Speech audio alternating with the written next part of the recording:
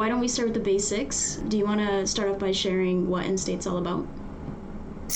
Endstate is the lifestyle brand that combines the physical and the digital to connect people to what they're passionate about. So we do sneaker and apparel collaborations with athletes, artists, musicians to bring really interesting products to life for their fans, but then also create a set of experiences around the product ownership that are unparalleled for the fans. So for instance, we did a sneaker with Devontae Smith, who's a wide receiver for the Philadelphia Eagles. We did a sneaker for him. A company doing a sneaker for an athlete is nothing earth-shattering, but by connecting it to an NFT and having a chip inside the sneaker that then can reference the NFT allowed us to create these unforgettable experiences for the fans. So for instance, every time that Devontae had a catch of over 41 yards in a game, airdrop gift certificate for a cheesesteak to the people who bought the sneaker, which is this super cool, exciting perk for people who are fans of the Eagles and fans of Devontae. I'm already a big fan. I'm watching the game. He has a great play. And then I get rewarded because I'm a fan of his and I bought his sneaker, right? It creates this more interactive relationship than just I'm a fan of yours and I bought the sneaker. The other thing that we're really excited about is IRL interactions. So we also hosted an event at a high-end sneaker boutique in Philly where people who bought his sneaker got to come and meet him. So we did this event. Your ticket to the event was the sneaker and the NFT. So you scan your sneaker, you get to come in behind the velvet rope and meet Devontae, take a picture, get an autograph, right? So we think that this intersection of physical and digital leads to creating these really unique and unforgettable experiences. So what are some of the biggest obstacles that you've experienced while building Endstate?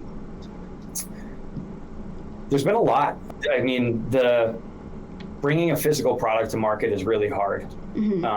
Coordinating manufacturers, suppliers, shipping, logistics, all of that stuff, bringing it together to get an actual high quality physical product delivered to a customer is really challenging. Adding in the digital component to that and making sure the two things work seamlessly together adds another layer of complexity. Obviously, the bear market and the FTX collapse did not help any public perception to, we've had some conversations with collaborators who really love the idea and they themselves might even be personally bullish on Web3. But, they're worried about the perception, their fans, what they think about NFTs. And a lot of people are skeptical and, understandably so, given that there were a lot of rug pulls that happened in the space and a lot of shady activity that was happening from, supposedly trusted institutions like FTX. But now that's a perception battle that we and everyone else in the space have to face. Yeah, there's definitely been ups and downs, but Web3 is definitely here to stay. Which tools have helped your team the most in collaborating and building your project? This could be as simple as Slack, Google Workspace. Slack is a super popular one. Some teams I know work on Discord. Yeah, we actually do use Discord for our internal comms just because we're going to maintain a Discord for our users. We might as well use it ourselves just to sort of be familiar with it and be eating our own dog food, right? Of saying like, okay, we're going to ask our users to interact with us on this platform. We should do it ourselves. I have used Slack to prior companies. I'm not a huge fan of it, so that probably feeds into it too. Definitely use Google Workspace, Zoom, obviously. I mean, we are mostly based in the Boston area, but we have some people who are remote, and obviously, having meetings with people throughout the country and throughout the world. Those are probably the three primary tools that we use. Yeah, same. Can't live without Google Workspace though, so that always comes in clutch. As you continue to push the boundaries of what's possible in this space, what are some trends that you see in the current Web3 space? And is there anything that you'd change about it, if you could? Change, I think the perception issue, right? Couldn't really change the perception, but what I would change is the way some, participants in the ecosystem talk about it. And I think there are some people, not all, who aren't very welcoming to new entrants into Web3, right? And it can be intimidating.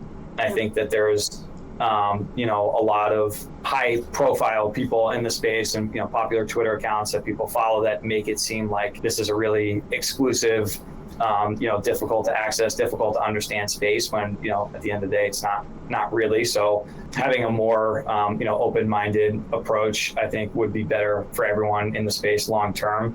I think maximalism, I get where a lot of them are coming from, but I think that can be destructive too. Encourage more open dialogue and more open-mindedness. So for those who want to enter Web3, what do you think that we need to do to make it easier for them? So putting aside the infrastructure side of it, right? Like, easier onboarding, easier wallet access. I think just having use cases that people care about. That's all it really comes down to, right? Like, provide a compelling reason for people to want to use Web3 tooling or Web3 infrastructure. Exactly. And have it be an experience that they couldn't do without it, right? Like, I think that when it's done really well, people aren't going to know, oh, I'm interacting with a Web3 project. They're just going to know, hey, I've done something really cool, or this was a really cool product experience that I've never seen before. That to me is the most compelling, rather than saying like, hey, like you need to understand how to use Web3 to, understand why this is cool. Give the customer something that they're going to be excited about. Yeah, I agree. Exactly. What advice do you have for other founders and teams building in Web3? Especially teams working on digital projects? That's a good question. For teams, my advice would be to tune out the noise. If you're really in the space for the long term and believe in the technology and what it can do, don't pay attention to the short-term cycles. Easier said than done. Obviously, you need to, sort of make your business work, usually in the short term, unless you're extraordinarily well capitalized. So you sort of have no choice but to be very well in tune with it. But if you really are bullish on the space in the long run, try and tune out, the short-term sentiment swings, because it's just going to drive you nuts. Just for the people that want to know about Endstate a little bit more, where can they go for more info? Endstate.io is our website. We're also on Twitter and Instagram at Endstate, ENDSTATE. Awesome. Yeah, cool. I actually have one last question that I wanted to ask you. What is your vision for the future of Web3? How do you think that it'll unfold? Do you think, for example, that we're going to reach mass adoption in like 5 years, 10 years?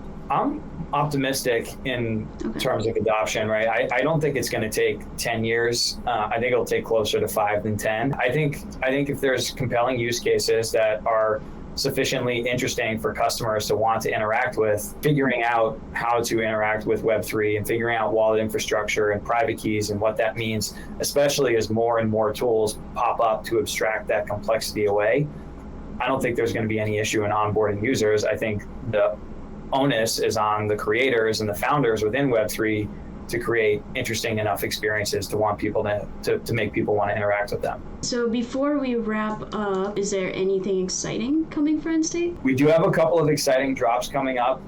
Nothing that I can share publicly yet, but we've got a big 23 ahead of us. We've got a couple projects that we've been working on for a while that we're excited to get out there. Some of them we think are going to be shaking up some industries that we're excited about, seeing a little bit of a disruption in. Anything else I would like to share? I think one of the things that we really like about the space is just sort of the availability of the data and the history that can be imbued into products, and then, inheriting some of the history and the legacy that comes with it, right? So, having products that have more meaning because the history is baked into them. Like, for instance, ownership history is sort of the obvious one that everyone goes to, but that's something Espresso does a great job of, is, making that data easily digestible so that, companies can then, surface it to their customers. But we see that going in many different directions, not just ownership history, but where has that product been? What has it done, right? We really think that those are interesting data points that we can start to bake into the product ownership experience. Absolutely. Well, that's all that I have for you today. Thanks for meeting with me and taking the time to do this. Great. Thank you. Yeah, this was fun. And thanks again for being patient with my schedule. Yeah, no worries. All right. Thank you, Bennett. Talk to you soon.